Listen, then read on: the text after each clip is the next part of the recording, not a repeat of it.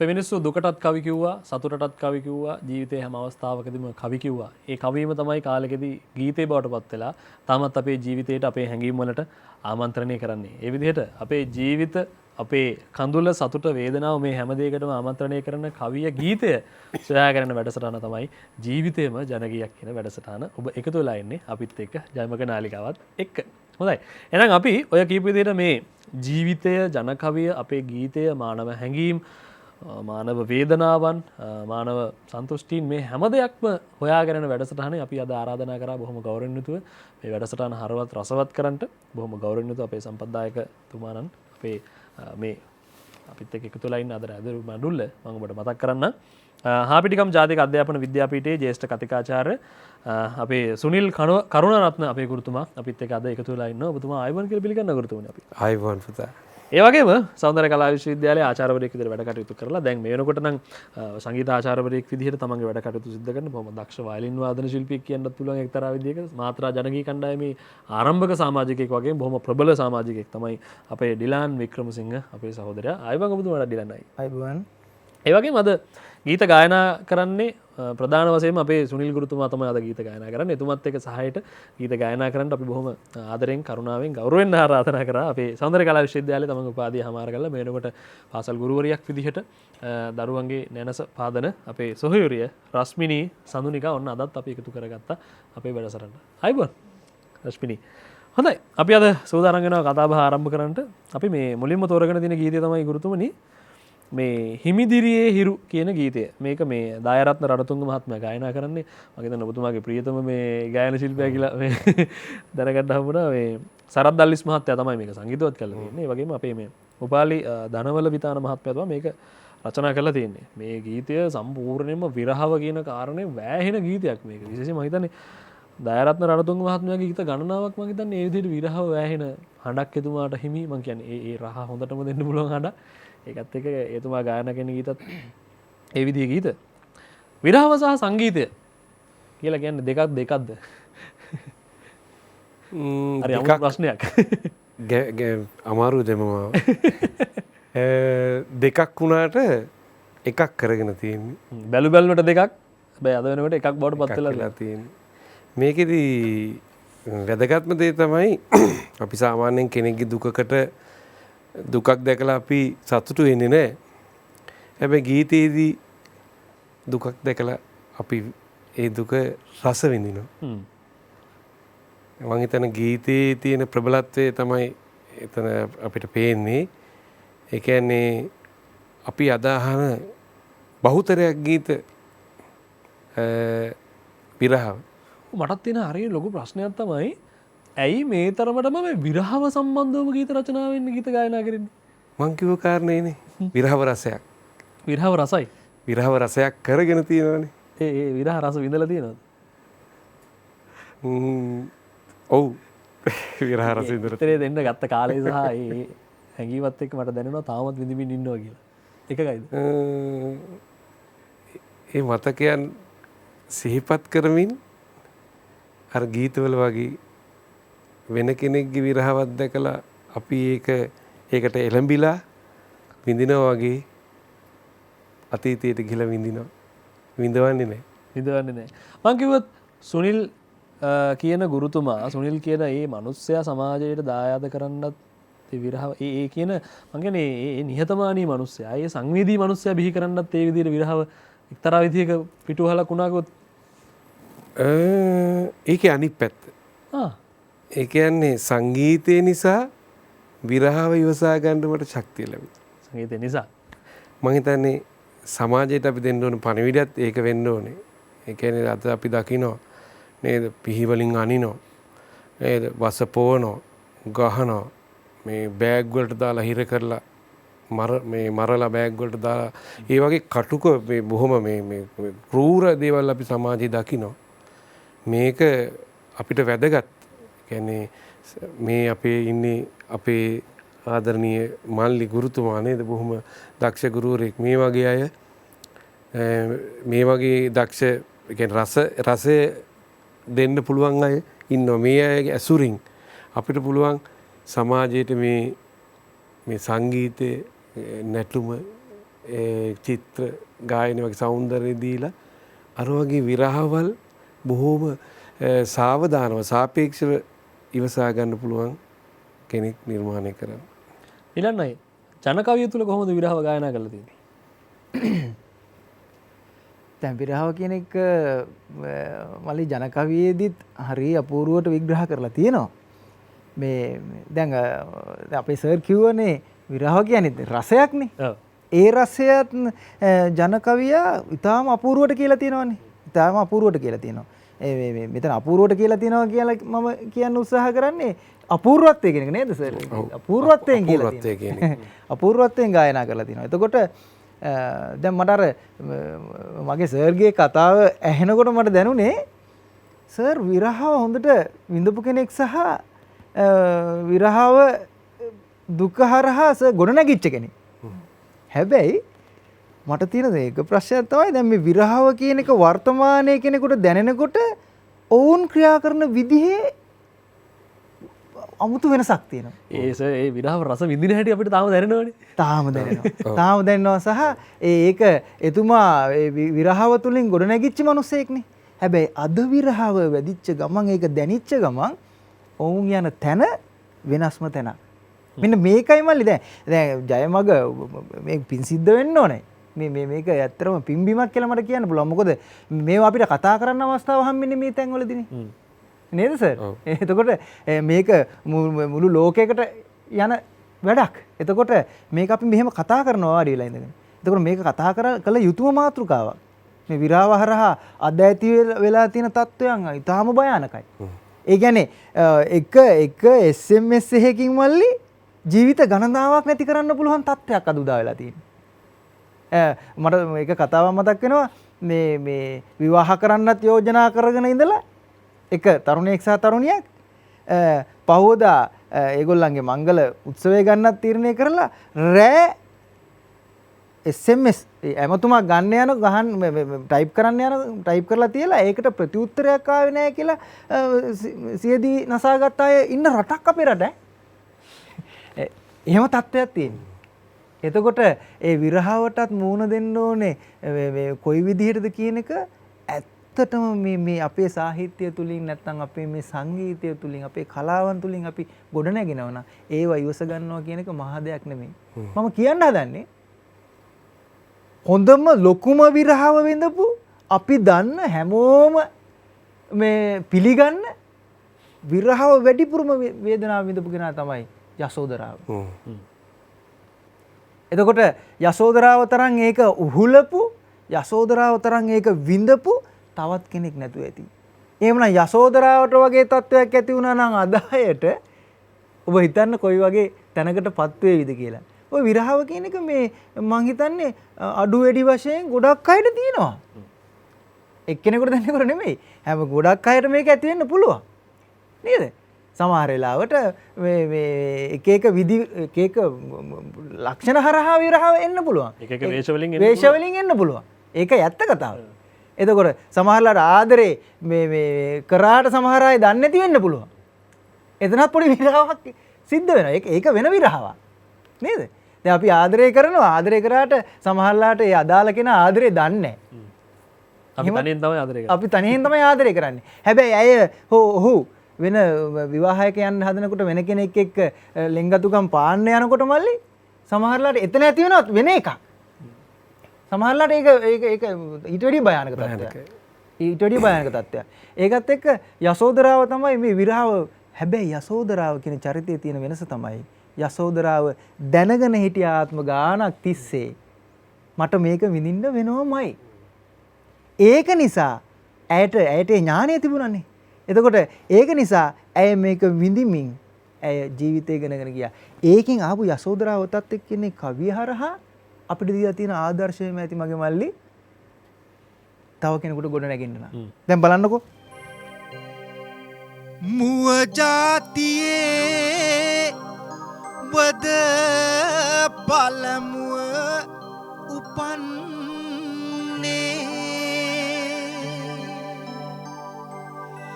එම ජාතියේ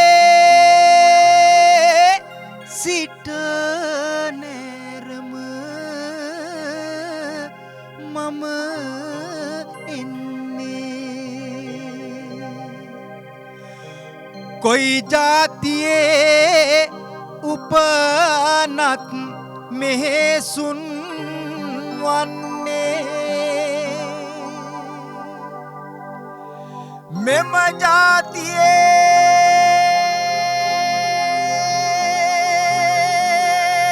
ඇයි මා තනිකර යන්නේ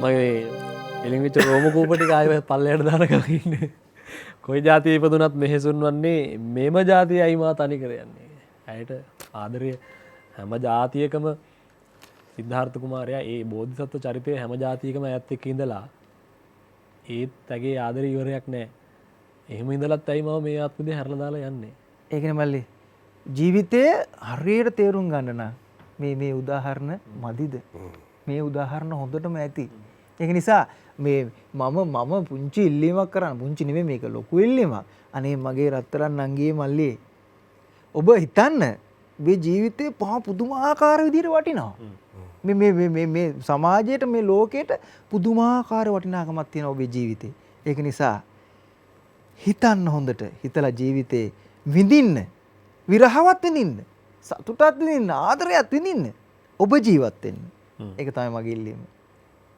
ගුරුතුමනි ඔබතුමාට එහෙම අත්දැකීම් නැද්ද ඔබතුමාගේ ගෝල බාලව රසක් බිහි කරලා තියෙනවා ගුරුවරුත් මේ වෙනකොට ගෝලයේ බවට පත් වෙලා තියෙනවා අද වෙනකොට ඔය වගේ මේ ඔය කියන විරහව නිසා ජීවිතේ විනාශ කරගන්න උත්සාහ කරපු පිරිසට ඔබ මේ උපදේශනයක් ලබා දීපු අවස්ථා එහෙම පිරිස දේරගත් අවස්ථා අත්දැකීම් තියෙනවා මතක් කරමුකෝ ඒ කියන්නේ උදාහරණයක්ද උදාහරණයක් අපි කියමු නම් ගම් නොකිය අපිට කියන්න පුළුවන් එක්තරා දරුවෙක් මම උගන්වපු මාට ඉස්ලාම් පත්තිම හොමචි ඉස්කෝලේ දුප්පත් බොහොම පොඩි ඉස්කෝලයක් ඒ ඉස්කෝලේ 6 පන්තියේදී මට පුංචි දරුවෙක් අහිංසක දරුවෙක් හම්බ වෙනවා එයාටම සාමාන්‍ය පෙළ දක්වා එතන උගන්වුවාට පස්සේ මම ආවා අනුර මධ්‍ය මහාවිද්‍යාලයට මාරුවක් මට ලැබෙනවා ඒ දරුවා අනුර මධ්‍ය මහාවිද්‍යාලයට උසස් පෙළට එනවා ඇවිල්ලා උසස් බොහොම අහිංසකයි මේ යහන් දරුවෙක්ද නෑ පිරිමි දරුවෙක් ඇවිල්ලා මගේ ළඟට ඇවිල්ලා ඒ උසස් පෙළ පන්ති හිටියත් කතා කරන්නේ බොහොම පහත් ස්වරයෙන් හරි මහින්සක ලස්සන බොහොම මේ ගුණයාපත් කමට හැදිච්ච දක්ෂ දරුවෙක්. උසස් පෙළ විභාගෙට මාස 3ක් විතර තියලා මේ දරුවා මගේ ළඟට එනවා. ඇවිල්ලා අඬ තව එක්කෙනෙක් එක්ක ඇවිල්ලා මට කියනවා මේ ඇත්ත එකේ කඳුළු මේ සර් මට දැන් ජීවිතේ පාවෙලා තියෙන්නේ මම මේ සැර විභාග කරන්නේ මම විභාග කරන්නේ මේ විභාගයට මාස 3යි ඊට පස්සේ ගොඩක් මම ඇහුවා ඇයි කිව්වහම මෙයා අඬන්න පටන් ගත්තා අනිත් ළමයා සම්පූර්ණ ඉස්තරේ කිව්වා මෙයාට පන්තියේ යාළුවෝ විහිළු කරලා ඒත් පන්ති තව ලස්සන ගෑනුමගේ නමක් කියලා හැමතිස්සෙම විහිළු කරලා මේක එයාගේ හිතේ පළපදියම් වෙලා මෙයා වෙනුවෙන් කවුරු හරි කෙනෙක් එක අහපු දවසේ අර ගෑනු ළමයා මේ ප්‍රතික්ෂේප කළා ඒතර මෙයා අවුරුදු 2ක් විතර බලාපොරොත්තු තියාගෙන විඳ ලැබපු දේ යාට එකපාරට අහිමි වුණාම එයාට ජීවිතේ සමුගන්න තරම් හේතුවක් වුණා ඊට පස්සේ මේ මම මගේ අත්දැකීම විස්තර කරා බොහොම සුන්දරයි මට ඒක මතක් වෙනවා. අත්දැකීම් විස්තර කරා මම හරියට පැය දෙකක් විතර මගේ සම්පූර්ණ කතාව කිව්වා. කිව්වම ආයි අර කඳුළු ටික මෙතනට එනවා ඒ දරුවගේ. මං කිව්වා මං අද මෙතන ඉන්නවා. නේ මම තනියම ඉන්නවා. මං කිව්වා ඔයත් එහෙම ඉන්න ඉතින් කමන්නේ. අපි ජීවිතේ ඉස්සරහට යන්න ඕනනේ. ඒකතර නවතින්න බෑනේ. ඒකින්ද මේ සැරේ බය කරන්න එපා පුතේ. ලබන සැරේ කරමු. මම ඔයාලට උදව් කරන්නම් කියලා. ඊට පස්සේ මනස හදලා හැමතිස්සෙම සංගීත කාමරයට එනවා. උපදෙස් ලබා ගන්නවා. රේම යනවා. කොහොම ඉඳලා ඊළඟ සැරේ විභාගෙට A3ක් අරගෙන විශ්වවිද්‍යාල ගිහිල්ලා පස්සේ දේශීය ආදායම් දෙපාර්තමේන්තුවේ ලොකු තනතුරකට ගියා. මම ගත්ත වැදගත්ම කාරණයක් තමයි ඩිලන් මේ කතාව තුළ තියෙන. ඒ දරුවට කොයිතරම්නම් විශ්වාසයක් තියෙන්නද මෙතුමා ගැන. මේ ගුරුවරු ගණනාවක් ඉන්නවනේ. අනුරු විද්‍යාලේ මම දන්නවා ගුරුවරු ගණනාවක් ඉන්න ටිකක් මේ ලොකු ඉස්කෝලයක්. ඒ ගුරුවරු ගණනාවක් ඉන්න තැනක මෙතුමාව තෝරගෙන හරි කෙනාව තෝරගෙන ඒ කියන්නේ දරුවා කොච්චර විශ්වාස කරනවද ගුරුවරයෙකුගේ භූමිකාව ඒ තුළ. ඒකත් මේ වෙනම කාරණාවක් මම හිතුවා. එතන තව දෙයක් එකතු කරන්න ඕනේ පුතේ. ඒ කියන්නේ මේ දරුවෝ වගේ උපමාල්ලා එතකොට අපේ උදාර තාල සංගීත මේ දන්නවා ගොඩක් අතීතයේ නම් දන්නේ නැතුව ඇති. මම ඉස්කෝලේ ඉගෙන ගත්තේ යක්කල අනුර මධ්‍ය මහාවිද්‍යාලයේමයි. පොඩි කාලේ 4 පන්ති ඉඳලම මගේ ජීවිතේ ගොඩ නැගුණේ අනුර මධ්‍ය මහාවිද්‍යාලයෙන්. මාව හැදුනේ අනුර මධ්‍ය මහාවිද්‍යාලයෙන්. එතකොට ඒ වගේ මට ඒ විද්‍යාලයට ආදරය කරපු හින්දා මම උදේ ආපුවාම ඉස්කෝලෙන් යන්නේ අර සමහර ප්‍රශ්න මතක කරන්නත් තිබුණානේ. හේතු වෙන නිසා මම ඉස්කෝලේ රැඳුන වැඩි. දරුවෝ ළමයි වගේ තමයි හිටියේ. ඒක තමයි හේතුව. අර ඒ දරුවට විශ්වාසය ගොඩ නැගුණා. මම කවදා හරි පාරක් ගැහුවත් ඊළඟට හොයලා බලලා ගෙදරවල වල ගිහිල්ලා රේමේ අඩුපාඩු බලලා දරුවෝ ඉගෙන ගන්නවද කනවද බොනවද එහෙම බලලා ආදරය කරලා ලං කරගත්ත ළමයි තමයි අපේ මේ තාල සංගීත කණ්ඩායමේ හැම කෙනෙක්ම අපේ මේ මෙතුමාගේ ගෝල බාලයන් මේ ඉන්නේ බහුල පිරිස උදාාරලා උපමානලා අපි නිපුන් හැම කෙනෙක්ම මේ ඔබතුමා ගැන බුද්ධම සහගත භක්තියකින් කතා කරන්නේ. ඒකත් එක්ක මට පැහැදිලියි කොහොමද එහෙම කතා කරන්නේ. ඒක ප්‍රායෝගිකව ඒ කාරණේ අත්‍තරම සිද්ධ වෙලා කියන කාරණා අපිට දැනෙනවා. ඒකත් එක්ක මේ අපි සූදානම් වෙන්නේ ගීතය විදින්ට. මේ ගීතය ගායනා කරේ හිමිදිරියේ හිරු කියන ගීතය දයාරත්න රණතුංගයන් ගායනා කරා. සරත් දල්ලිස් මහත්මයා සංගීතවත් කරා. උපාලි ධනවල විතාන මහත්මයා තමයි මේ ගීතය රචනා කරේ. අපි අද අපේ සුනිල් ගුරුතුමාගේ හැඬෙන් තාල අපේ සංගීත කණ්ඩායමත් එක්ක මේ ගීතය අපි අහමු රස විඳිමු.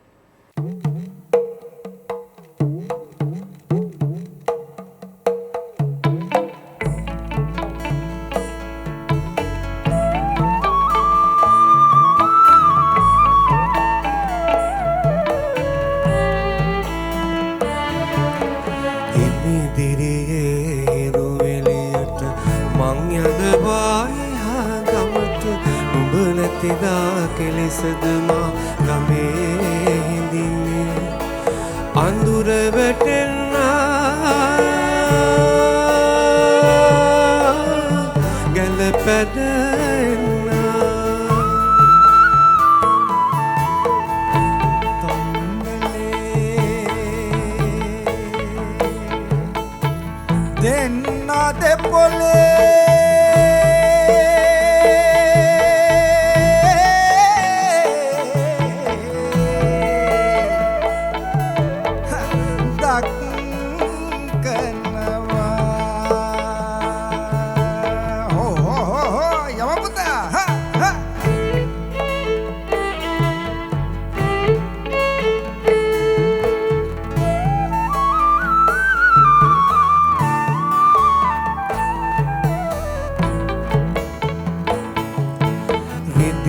පාටවල කුලක පුරා බලන තරුයුවල ඔබේ දැස කියා මගේ හිතයි කියන්නේ එළියයි පිනිලා කුසා එළවා ගන්නේ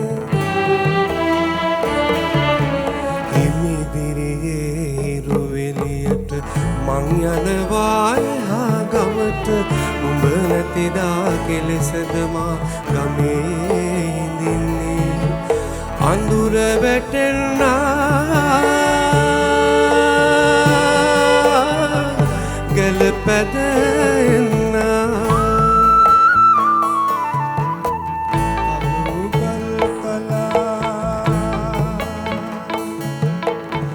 ලයි පාරට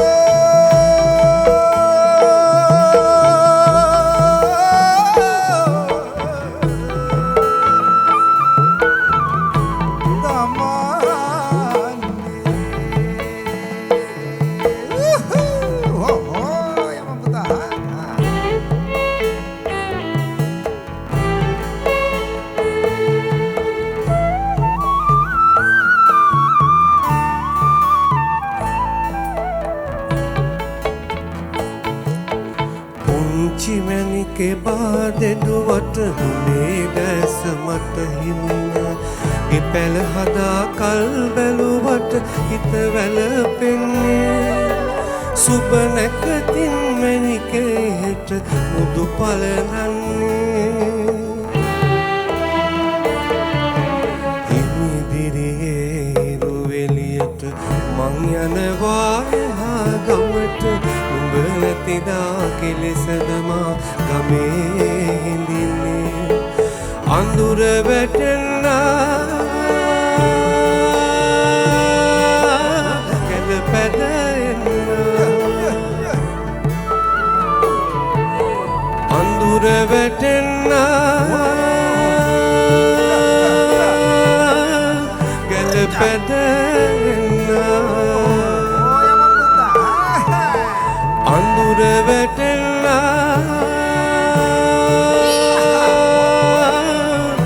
ගැල පැදෙන්නා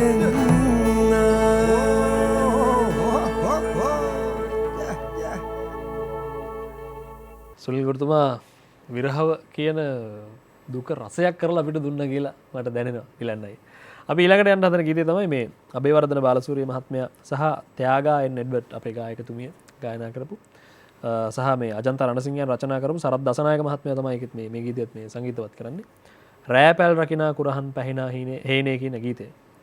නෑනා සහ මස්සිනා අතර ආදර කතන්දරයක් තියෙන්නේ මේ ගීතය තුල නම්. හැබැයි මට ගුරුතුමාගෙන් අහන්න හිතෙනවා ඔබතුමා මේ කතා කරපු අපි කලින් ගීතයත් එක්ක කතා කරපු දේවල් එක්ක සම්බන්ධ කරලා මට අහන්න හිතෙනවා සංගීතය කියන කාරණේ අපිට මොකක් හරි හිතට මානසික ප්‍රශ්නයක් දැනුණාට පස්සේ අපි හුඟක් දේවල් අපිට විකල්ප තියෙනවා අපිට උපදේශකයෙක්ගේ සහාය පතන්න පුළුවන් අපිට ආගම ධර්මයත් එක්ක ගනුදෙනු කරන්න පුළුවන් ධාර්මික එහෙම නැත්නම් ආධ්‍යාත්මික වයකට ප්‍රශ්නෙට උත්තර හොයාගන්න පුළුවන් අපේ මානසික ප්‍රශ්නෙට. ඒතර ඔය හා සමානවම සංගීතය කොහොමද උදව් වෙන්නේ මානසික ප්‍රශ්නයක් වෙච්ච වෙලාවකට අපිට ඒකෙන් මිදෙන්න? ඒක තමයි වැදගත්ම දේ සංගීතය. මම දකින විදිහට නම් හැම දෙයක්ම වටිනවා. සංගීතය තමයි ගොඩක් වටින්නේ. මොකද ලෝකේ හැමෝටම කතා කරන්න පුළුවන් එකම දේ සංගීතය කියලා මං අත්දැකලා තියෙන හින්දා අපි දකිනවා. මම ඇත්තටම මේ අත්දැකීමෙන් විඳලා තියෙනවා. ඒ කියන්නේ මානසික ආතතියෙන් පෙළෙන දරුවෝ සංගීතය නිසා ඒ ආතතියෙන් මිදිලා සතුටින් ඉන්නවා. ඒක පාසලේදී ප්‍රායෝගිකව දැකලා තියෙනවා. ඒක මම යෝජනා කරොත් මෙහෙම දැන් ඔබතුමා මම හැම වෙලේම මතක් කරනවා ඔබතුමා ගුරුවරුන්ට උගන්වන ගුරුවරයෙක් නිසා. ඒක දැන් ඔබතුමා ඔය අත්දැකීම් එක්ක ඉගෙන ගත්ත කාරණේ අපිට පාසලටත් ඒක අපිට ඒක යොමු කරන්න බැරිද ඒ වගේ ක්‍රමයක්? පුළුවන් නෙමෙයි මම ඒක එහෙම කරා. ඒ කියන්නේ අපි ප්‍රායෝගිකවම කරා. ප්‍රධාන දෙයක් තමයි මේ මට මතකයි ඒකේ ගුණාත්මක බව මම මොකද්ද කියලා ඇත්ත නැත්ත මොකද්ද කියලා මම දන්නේ නැහැ. නමුත් ඒ ක්‍රියාවෙන් ඒ කියන්නේ අපි ඉස්කෝලේදී මේ අපි උසස් පෙළ ළමයි සියලුම දෙනා එකතු කරලා අංශ තුනම එකතු කරලා අපි සරස්වති පූජාවක් කියලා එකක් කරා. සරස්වති පූජාවක්. ඒකෙදි මේගොල්ලෝ අර භජන් ගායනා, ස්තෝත්‍ර ගායනා ඒවා මේ සංගීත ළමයි එකතු වෙලා ගායනවා. අර ළමයි ඔක්කොම අනිත් අංශවල සියලුම ළමයි ඉඳගෙන බොහොම මේ තූෂ්ණිම්භූතව බලන් ඉන්නවා. ඒ වගේම පස්සේ වින්දනයෙන් ඒ පිළිබඳව කතා කරනවා. එතකොට අර ඒ උසස් පෙළ සියලුම ළමයි එකතු වෙනවා එතනට සහයෝගයේ සමගිය එකට එකතු වෙලා සූදානම් සංවිධානයේ මේ සියලුම දේවල් එතනින් ගොඩ නැගෙනවා. ඒ වගේම අර සංගීතය වින්දනය කියන එක අර මේ හැමෝගෙම හිත්වලට යනවා. ඕක මේ ඇත්තටම ඉස්කෝලේ ඔක්කොම ළමයින්ට අපිට කරගන්න බැරි වුණා. ඒ වුණාට යම් තරමක් අපි ඒක කරා. පැහැදිලිම ඒ කියන්නේ උසස් පෙළ කරන අවදී කියලා කියන්නේ වැඩිපුර කේන්ති යන කාලයක්. ඔව්. ඕනම කෙනෙක්ට ඉන්න පීඩනයත් එක්ක මේ නිලන්නයි මේ දැන් මේ ගීතය තුළ තියෙන ප්‍රස්තුතිය තමයි කාරණාව තමයි මේ නෑනා සහ මස්සිනා අතර සිද්ධ වෙච්ච ආදර කතාවක් තියෙන්නේ. අනේ මම මේ වචන ටිකට හරි ආසයි මේ අපේ අජන්ත රණසිංහයන් රචනා කරලා තියෙන. කොයි වෙලාවකත් මෙතන මේ දෙන්න දැන් වෙන වෙනවනේ දැන් නෑනා වෙන කෙනෙක් එක්ක සාමාන්‍යයෙන් මස්සිනාට තමයි නෑනව අයිති. එහෙමනේ අපේ තිබ්බේ ජනශ්‍රුතිය තුළ. හැබැයි මේ නෑනා මස්සිනාව අතහැරලා දාලා යනවා. දෙන්නට දෙන්න හැබැයි තරහ වෙන්නෙත් නෑ. මේ රෑපල් රකින කුරහන් පැහිනා හේනේ මගේ තනි නොතනියට නුඹවත් නැතුවානේ. හෙට දින නුඹත් දීගෙක ගිය පසු නෑනේ. මාසේ පොයදා වාගේ ගම්මානේ. ඊට පස්සේ නෑනා කියනවා එගොඩහ ගොඩේ ඉස්මත්තිදි දුටුවාට ඇලකණ්ඩියේ ඉඳගෙන අත වැනුවාට මගේ හිතුමනාපෙට මං බහ දුන්නාට නාඩන් මස්සිනේ පෙරපින් නැතුවාට. තව කාරණයක් මට මතක් වෙනවා ඒ කාලේදී නෑනාට හැම කෙනෙක්ම මේ අද කාලේ වගේ තනි තීරණ ගන්න හම්බෙලත් නෑ අපේ සමාජය තුළ හිටපු පෙම්වතියන්ට යුවතියන්ට. නෑනා මස්සිනා. මොකක්ද මේ ආදර කතාව අපේ ජනශ්‍රුතිය තුළ කොහොමද කියවෙන්නේ? ඔව් ඉතින් ඕකේ තියෙන ප්‍රධානම කාරණේ තමයි මේ ගමේ නම් ඉතින් ඇත්තටම කතාව කියන්නේ සාමාන්‍යයෙන් නෑනා අයිති මස්සිනාට. ඒ කියන්නේ කතාව මේ කොහොම වුණත් එහෙම නොවන අවස්ථාවක් නැතුව නෙමෙයිනේ. ඔව්. මම අහලා දින හුඟක් වෙලාට දැන් ඒ කාලේදී දැන් මේ දැන් ඔය පෝරුවේ චාරිත්‍ර අහවර වුණාට පස්සේ පළවෙනි බුලත් හුරුල්ල ගිහිල්ලා දෙන්න ඕනේ මේ මස්සිනාටලු. ඒ කියන්නේ අවසර ගන්න ඕනේ මස්සිනාගෙල්ලු. මම දැන් මෙයත් එක්ක දීගක යනවා. නැත්නම් පෝරුවෙන් බැස්සාම පස්සේ හෝ නැත්නම් පෝරුවට ගොඩ වෙන්න කලින් බව මස්සිනාගෙන් බුලත් දීලා අවසර ගන්න ඕනේලු. ඒ දෙන්නම ගිහිල්ලා. එහෙම අපේ මාර හරි පුදුම සහගත මේ සભ્યත්වයක් තිබිලා තියෙනවා මේ සම්බන්ධතා එක්ක. ඒක තමයි දැන් ඔය ගීතය ගත්තාමත් ගීතේ තියෙන්නේ මේ ඇත්තටම මේ අද ඉස්සර තාත්තට ගෙදර තාත්තට තිබ්බ ගෞරවය කියන එක මහා පුදුම එකක්. ඒකනේ දැන් තාත්තට කෙලින් ඇවිල්ලා කතා කරන මට්ටමක් තිබුණේ නැහැ. තාත්තට කියනවා නම් ඒක අම්මා හරහා තමයි තාත්තට යන්නේ. ඒ කියන්නේ ගෞරවාන්විත චරිතය. එතන තාත්තට බය නෙමෙයි. ඒ කියන්නේ දැන් අද හිතන්න පුළුවන් එහෙම මොකද තාත්තට බය වෙන්නේ? එහෙම එකක් නෙමෙයි. තාත්තා ඇවිල්ලා ගෞරවාන්විත චරිතයක්. ගෙදර ඉන්නේ. එතකොට අම්මට හිමීට කොඳුරලා කියලා පස්සේ තමයි දැන් ආදරයක් වුණත් එහෙමයි ප්‍රකාශ කරන්නේ. දැන් වර්තමානයේදී ඕකේ ලොකු වෙනසක් තියෙනවනේ මල්ලි. දැන් බලන්නකෝ පුතාට හිතුනොත් තව කෙනෙක් එක්ක විවාහනේ කිය කාන්තාවක් එක්ක විවාහ වෙන්න මම කැමති අසවලුට මට එයා විවාහ කරගන්න ඕන. තාත්තට කෙලින්ම කියන මට්ටමක් අද තියෙනවා. ඔව්. ඒක නරකයි කියලා නෙමෙයි මම කියන්නේ. නමුත් අර ගෞරවය පිළිබඳ පොඩි ගැටලුවක් තියෙනවා එතන. මේක විකාශනය වෙලා තියෙන තැන අද වෙනකන්. තැනත් එක්ක. તો නෑනමස්සිනා කතන්දරෙත් එහෙම එකක් තමයි සිද්ධ වෙන්නේ. සමහර වෙලාවකදී නෑනම් මස්සිනා කියන මේවා හරහා කාලයක් තිස්සේ ඔය පැවතගෙන එන දේවලුත් එක්ක ඒ උපක්‍රමවල පොඩි පොඩි ගැටලු මේවා දකින්න ගත්ත ගැමියෝ කියන්නේ මේවා හොඳට තේරුම් ගත්ත පිරිසක්. ගැමියෝ කියන්නේ අපි අර්ථකථනය කරන්නේ කොහොමද? අකුරු ශාස්ත්‍රයේ දන්නේ නැති නූගත් પરම්පරාවක්. ඒකොල්ලෝ කොහොමද නූගත් වෙන්නේ? ඒකත් අර මීට කලින් අර වැඩසටහන කතා කරන විදිහට අපේ දේවල් අපි මනින්නේ අනුන්ගේ මිනුම් දඩුවල. අන්න රයිට්. ඒක තමයි ප්‍රශ්නේ. අනේ වෙන අය පිරිසක් ගෙනල්ලා දීපු කොටසක් හරහා තමයි අපි අපේ අය මනින්න පටන් ගන්න. අපේ අය එතන ඉඳන් මැනලා බෑ. මම විශ්වවිද්‍යාලේ ගිහිල්ලා උපාධියක් කරගෙන අද ඉස්කෝලේ මහත්තයෙක් විදිහට මහා උජාරුවෙන් ගියාට මගේ තාත්තා දන්න 4 එකක් මම දන්නවද? තාත්තා විඳලා තියෙන ජීවිතේ ඒ තාත්තා දන්න දේවල් වලින් මම මොනවද දන්නේ? මගේ තාත්තා දන්නවා මිනිහ දිහා බලලා S2 දිහා බලලා මිනිහව තේරුම් ගන්න. මට තාම බෑ ඒක. ඒත් මම මොනවද ඉගෙනගෙන තියෙන්නේ? සමාජය හොඳට තේරුම් ගත්තා. සමාජයේ ඉන්න පිරිස කොයි වගේද කියලා තේරුම් ගත්තා. මිනිස්සුන්ව තේරුම් ගත්තා. ඒකනේ ආගම දහමෙන් පෝෂණය වෙච්ච ජන සමාජයක් ඉන්නේ. ඒතොර මේ මිනිස්සුන්ට අකුරු බැරි වෙන්න පුළුවන්. මේ මිනිස්සුන්ගේ ආධ්‍යාත්මය දියුණුවයි අනිත් අයට වැඩිය. ඒක ඇත්ත කතාව. ඒක හරහා සමහර වෙලාවට නෑනමස්සිනා කතන්දරෙත් ওই විදිහට වෙන්න පසු කාලිනව සිද්ධ වෙන්න බැරි නෑනේ මල්ලි. නේද? ඒක තමයි මම හිතන්නේ. ඒකත් එක මේ ඔය නෑනමස්සිනා ගැන තියෙන මේ ආදර කතාවල අපේ ජන කවිය තුල හරියට දකිනවා දැන් ජන කවිය තුළ තියෙනවනේ මේ ආදර කවි, විරහ කවි, ශෘංගාරාත්මක කවි ගණනාවක් ඔය විදිහට දකින්න පුළුවන්. ඔය ආදර කවිය අතර බොහොම ජනප්‍රියම ජන කවි විශේෂය තමයි නෑනාසා මස්සිනාගේ තියෙන ආදර කතාව තියෙන ජන කවි ගණනාවක් තියෙනවා. එහෙම හෝ ඔබතුමාට මතක් වෙන මේක අභියෝගයක් මම දන්නවා. ඔව් නෑ මේ එහෙම මේ වෙලාවේ මතක් වෙනවද කියන එක පොඩි ගැටලුවක් තියෙනවා. නමුත් මට මේ කවියක් මෙතනදී හම්බුණා. කලකට පසුව මුණ ගැහිලා තනිමානේ යන්නේ කොහොමදෝ දැකලා මගේ සිහිනේ දුටුවම බඩ දනවා මගේ ඇසිලින් නෝනේ අම්මා නැති වෙලාවක එන්නම් නෑනේ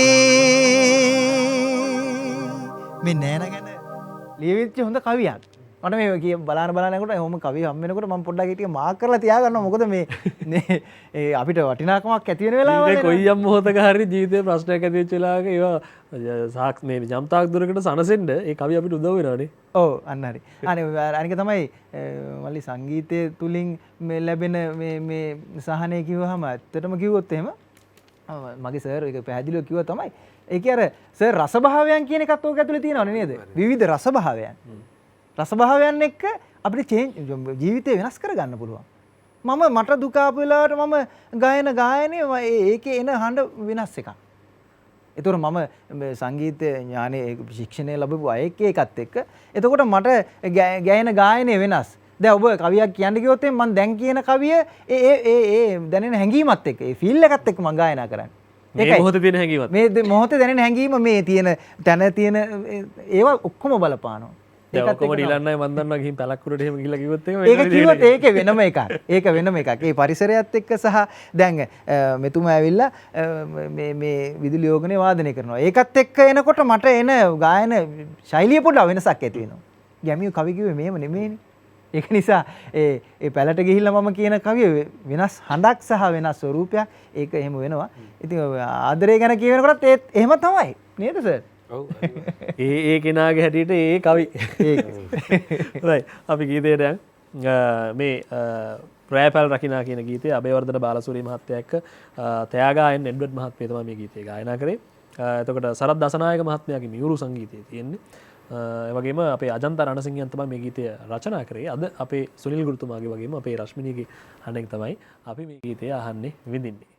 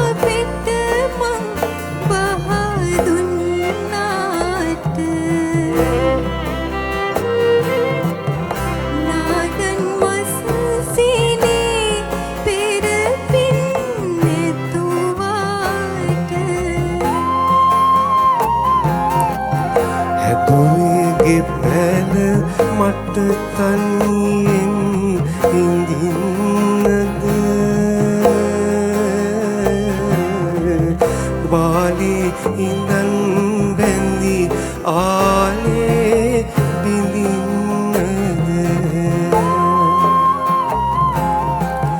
රැතුම් යබේ මේ හැටි දුක් විඳින්නද සිහිනෙන් නිසක හැබැහින් එක් නොවන්න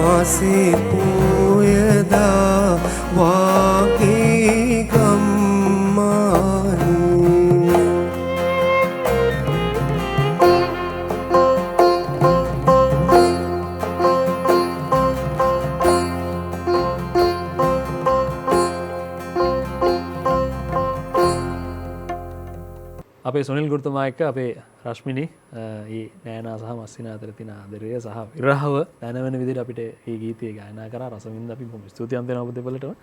ඊළඟට අපි තෝරගෙන තියෙන ගීතය තමයි ලතා වල්පොල මහත්මිය එක්ක මේ සුසිල් ප්‍රේමරත්න මහත්මයා ගායනා කරන මේ රූරසේ අඳිනා ලෙසේ කියන ගීතය. මේක මේ වැත්තෑව හිමියන්ගේ මේ ගුත්තිල කාව්‍ය තුලින් ගත්ත කාව්‍ය පදනම් කරගෙන තමයි මේ ගීතය නිර්මාණය වෙලා තියෙන්නේ. මේ සුසිල් ප්‍රේමරත්නයන්ම තමයි මේ ගීතය මේ සංගීතවත් කරන්නෙත් මේකට. මේක අත්‍තරම මේ ප්‍රතිනිර්මාණයක් කියන්නත් පුළුවන් එක්තරා විදිහක නේද ඩිලන්නයි අපි මේ නව නිර්මාණය කරලා අපේ තිබිච්චම කවියක් ඒක සංගීතවත් කළා එහෙමනේ අපි කියන්නේ සාමාන්‍ය ශාස්ත්‍රීය විදිහට කියනකොට කොහොමවත් මට මේ ගුරුතුමාගෙන් අහන්න විතර තමයි අපි සුනිල් ගුරුතුමාගෙන් මේ තියෙන සාහිත්‍ය අපේ සාහිත්‍ය අපේ මේ කාව්‍ය සාහිත්‍ය තුලින් සහ අපේ සංදේශ කාව්‍ය තුලින් අපේ ගීත කලාවට ලැබිච්ච පිටිබහල කොහොමද? එතකොට අද තියෙන සාහිත්‍යය ගැන අද ගීතවල තියෙන සාහිත්‍යය ගැන ඔබතුමා මේ සෑහීමකට පත් වෙනවද? සහ අපේ ප්‍රශ්න වැලක් මම අහන්නේ. එතකොට අපේ මේ සාහිත්‍ය ගීතයට සාහිත්‍යය කියන එක එකතු වෙන්නේ කොතනින්ද? මෙන්න මේ වගේ දේවල් පොඩි කරුණු කාරණා ටිකක් ගැන අපි කතා කරමු. ඇත්තටම පුතා ලොකු බැරෑරුම් ඒ වගේම මේ බොහොම පුළුල් මාතෘකාව. අපිට විනාඩියෙන් දෙකකින් පැයකින් ඉවර කරන්න බෑ මේ මාතෘකාව. අනක ඒකට තව ප්‍රශ්න කීපයක් එකතු කරපු හින්දා මම තවත් සංකීර්ණ වුණා. මේ සාහිත්‍ය අපේ ගීතේ සාහිත්‍ය මුසු වෙන්නේ බොහොම ඈත අතීතයේ ඉඳලා. මොකද අපේ කවිය ගීතේ පුළුවන් ටක් ගාලා රසිකයෝ අතරට ළඟා වෙන්න පුළුවන්. ඒවට සංගීතයේ තියෙනවා ශක්තිය තියෙනවා. නමුත් කවිය රසිකයා අතරට කාවත් දණ්ඩ කාව්‍යකරුවා සාහිත්‍යමය උපකරණ පාවිච්චි කරලා තියෙනවා. නේද? ඒ සාහිත්‍යමය උපකරණ වල සැබෑ කැටපතක් තමයි මේ ගීතේ. මේ ගීතේ කියන්නේ මේ වැත්තෑවේ හාමුදුරු රචනා කරපු පුත්තිලකාවේ මේ වචනයක් පාසා රස වෑහෙන සාහිත්‍යයක් තියෙන්නේ. එතකොට මේක ආරම්භය මේක නෙමෙයි. මේක පටන් ගන්නේ මේ අපි දන්නවා කැටපත් පවුර කියන්නේ අපි සීගිරි කැටපත් පවුර අපේ සංස්කෘතිය අපේ සભ્યත්වය අපේ සාහිත්‍යය අපේ භාෂාව ඉස්මතු කරන ලොකු කැටපතක්ම තමයි ඇත්තටම කැටපත් පවුර කියලා කියන්නේ. සුනිල් ශාන්ත මහත්තයා නිර්මාණය කරපු අර හමල්මරු කියන ගීතය ඒක අපිට තේරුම් ගන්න අමාරුයි. නමුත් සීගිරි කැටපත් පවුරේ සාහිත්‍ය අපේ ශ්‍රී ලංකාවේ ජනතාව අතරට කාවද්දන්න ගෙනියන්න කරපු උත්සාහයක් තමයි එතනින් තමයි පටන් අරන් තියෙන්නේ මේ ලංකාවේ සාහිත්‍යය. ගීතයට සාහිත්‍ය එකතු වීම කියන කාරණේ. ඔව් ගීතයට සාහිත්‍ය එකතු වීම. දැන් ගීතේ අපේ ගීතයට සාහිත්‍ය එකතු වෙච්ච එක පළවෙනි තැන තමයි උතන. ඒ කියන්නේ සාහිත්‍ය කියන්නේ රචනය. එතකොට ඒක ආරම්භ වෙලා තියෙන්නේ මේ සීගිරි කැටපත් පවුරෙන්. ඒකේ ගීතයක් තමයි එක කවියක එක කොටසක් තමයි සුනිල් ශාන්ත මහත්මයා අරන් තියෙන්නේ. මං හිතන්නේ අපි ඒක ගායනා කරලා බලමු නේද?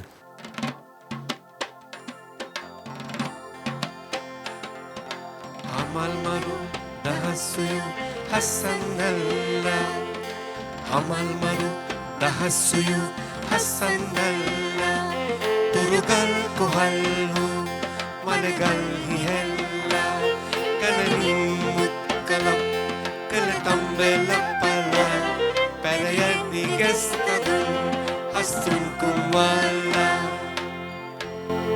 ඒ වගේ මට මේ වෙලාවේ මතක් කරන්න ඕනේ මේ ගජමන් නෝන කියන්නේ අපිට හොඳ හුරු පුරුදු නමක්. අපේ හිටපු අපේ ජාතියට හිටපු දක්ෂ කිවිඳියක්. එයාගේ ජීවිතයයි එයාගේ මේ නිර්මාණයි අපේ ගීත සාහිත්‍යයට ගොඩාක් බලපාලා තියෙනවා. මම මේ වෙලාවේ කැමති අපේ ඩිලන් මල්ලිට එතුමියගේ දෙනිපිටිය නුගුරුප මේ කවි පන්තියෙන් එක කවියක් හෝ ගායනා කළ පෙන්නන්න කියලා.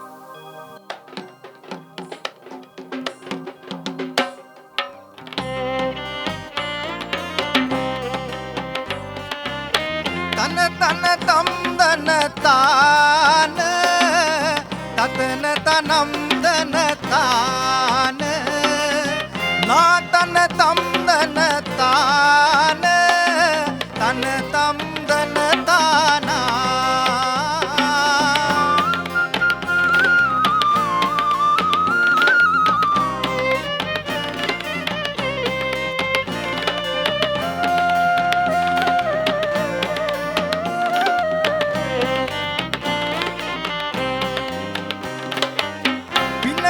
තුටු දන සෑම ගඟ ළඟ පිහිටි කදීම දුරු පෙළඟ අවට සැදීම යූ සේවනල්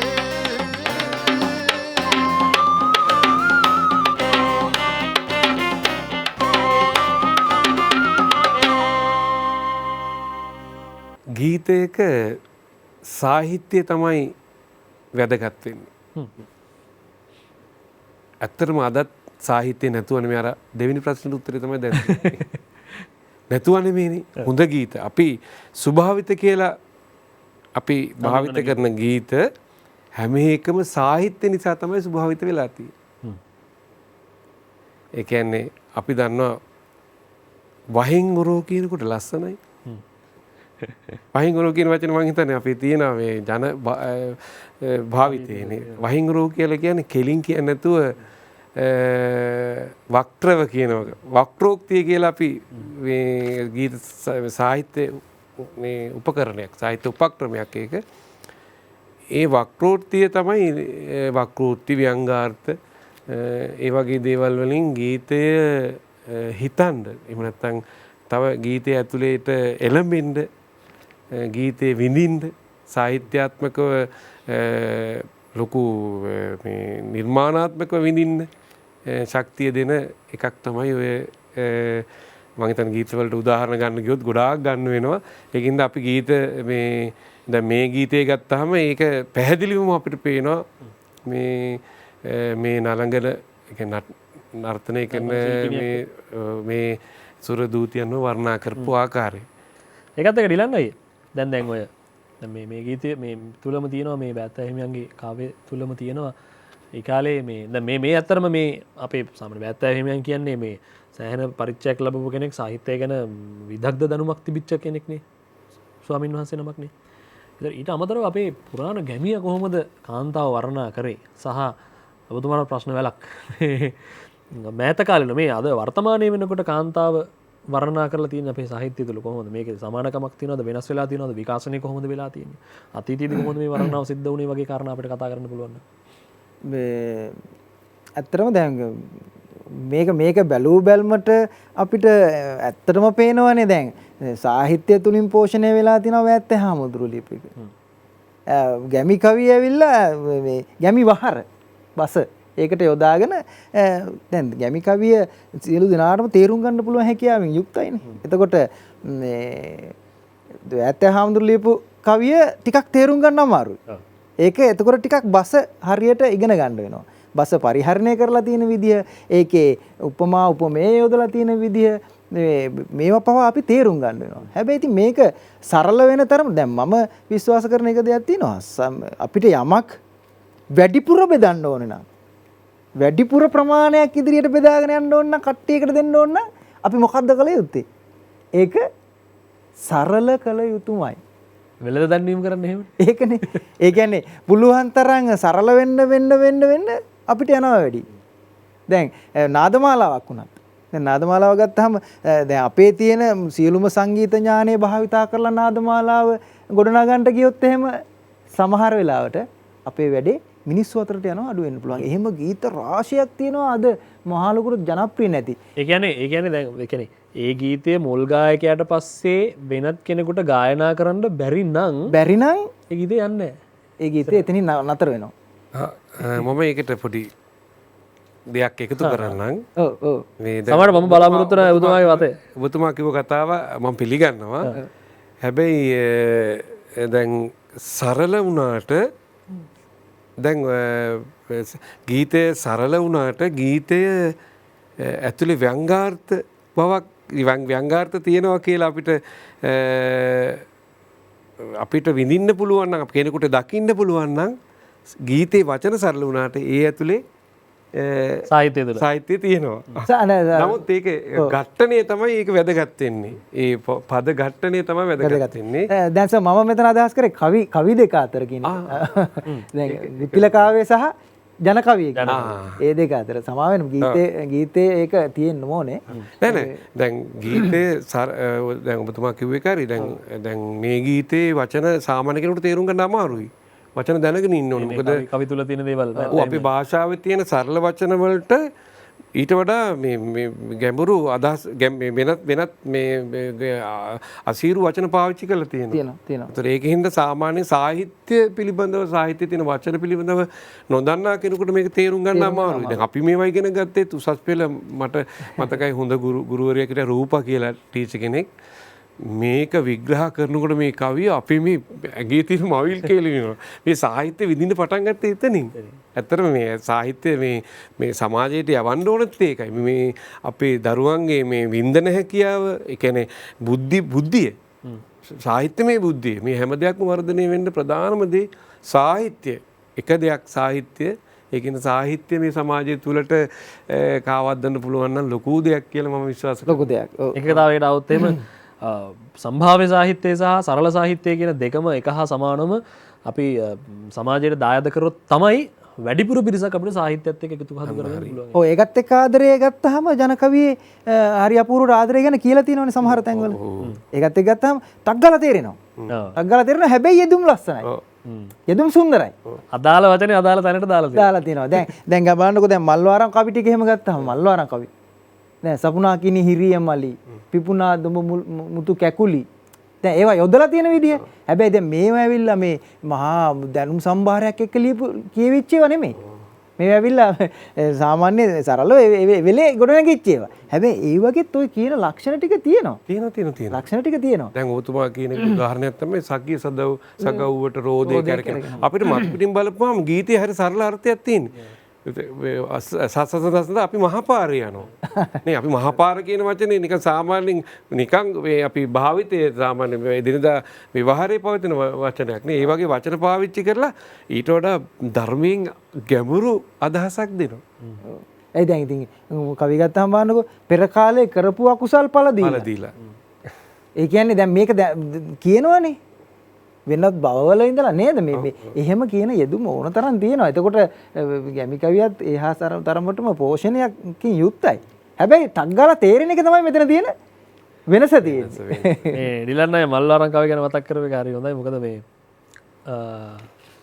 ඊයේ රෑ නෙමෙයි පෙරේදා රෑ අපේ මේ බටනලා වාදකයා මගේ මිත්‍රයා මෙතුමාගේ ගෝලරත්නේ උපමාල් මගෙන් ඇහුවා මේ රෙහන් මල්වාරම් කවිය කියන්නේ මොනවද මේ එකක් මේ කියන්න පුළුවන්ද කියලා මට ඒ වෙලාව එකපාරට උදාහරණයක් මතක් වුණේ. ඔන්න උපමාල් දැන් අවස්ථාව තියෙනවා මල්ලාරම් කවියක් අපේ ඩිලන් අයගේ හඬෙන්ම අහගන්න දැනගන්න එකත් එක්ක අපි මේ මල්ලාරම් කවියත් අහන ගමන්ම අපි ගීතයට යන්න තමයි සූදානම් වෙන්නේ. ඒ ගමන්ම මේ අපේ රූරැසේ අඳිනාලෙසේ කියන ගීතය ලතා වල්පොල මහත්මිය සමග සුසිල් ප්‍රේමරත්නයන් තමයි මේ ගීතය ගායනා කරේ. සුසිල් ප්‍රේමරත්නයන්ම තමයි සංගීතවත් කරේ. එතකොට බෑත්තෑ හිමියන්ගේ ගුත්තිල කාව්‍යය තුල එන කාව්‍යාත්මක ලක්ෂණත් එක්ක තමයි මේ කවිත් එක්ක තමයි මේ ගීතය වචන ගල්පගෙන තියෙන්නේ. සම්පූර්ණයෙන් මේ කවි තමයි කෙනෙම ඍජුවම අරගෙන තියෙන්නේ. කොහොමවත් ඒකත් එක්ක අපි සමෝරගෙන යන තමයි සූදානම් වෙන්නේ. ඒ ගීතය ඔබට ලබා දෙන ගමම්ම වැඩසටහනේ අද මේ වැඩසටහන රසවත් කරන්න හරවත් කරන්න අපි එකතු කරගත්තා හාපිටිගම් ජාතික අධ්‍යාපන විද්‍යාපීඨයේ ජ්‍යෙෂ්ඨ කතිකාචාර්ය අපේ ගුරුතුමා සුනිල් කරුණාරත්න ගුරුතුමා ඔබතුමාව අපි අයබන් කියලා ඔබතුමාට සම්බන්ධනවා අදට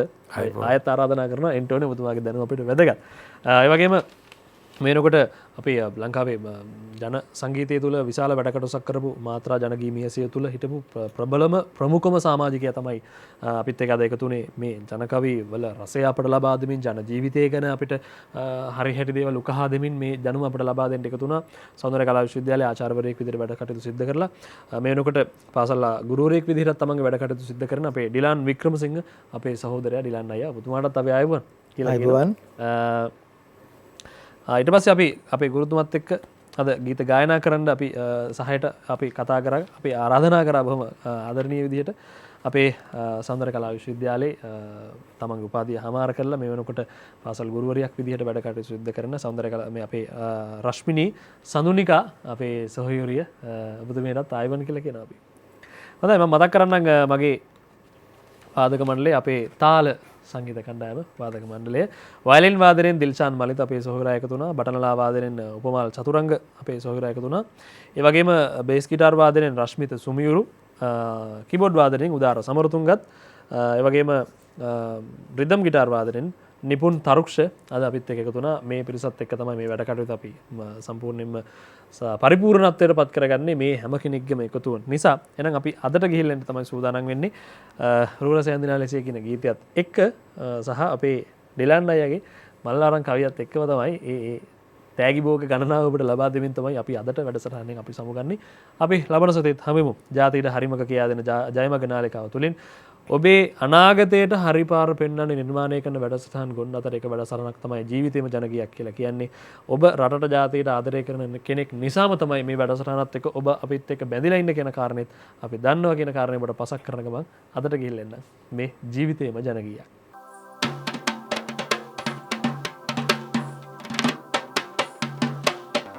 ලසන ගුණ කනක පරණ සවන් පැලඳි පුල්ලි මල්ලි ලකොනකින් ගිනි රොන්ගෙන යකඩ දවන එකම මලි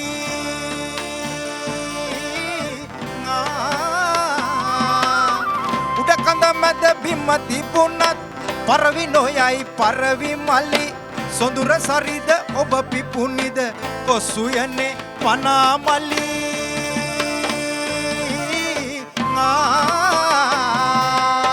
සපුනා කිනි හිරිය මල්ලි පිපුනා දොඹ මුතු කැකුලි දිලනා දෑතින් ලකලි දිලුනා බල ලඳ කොමලි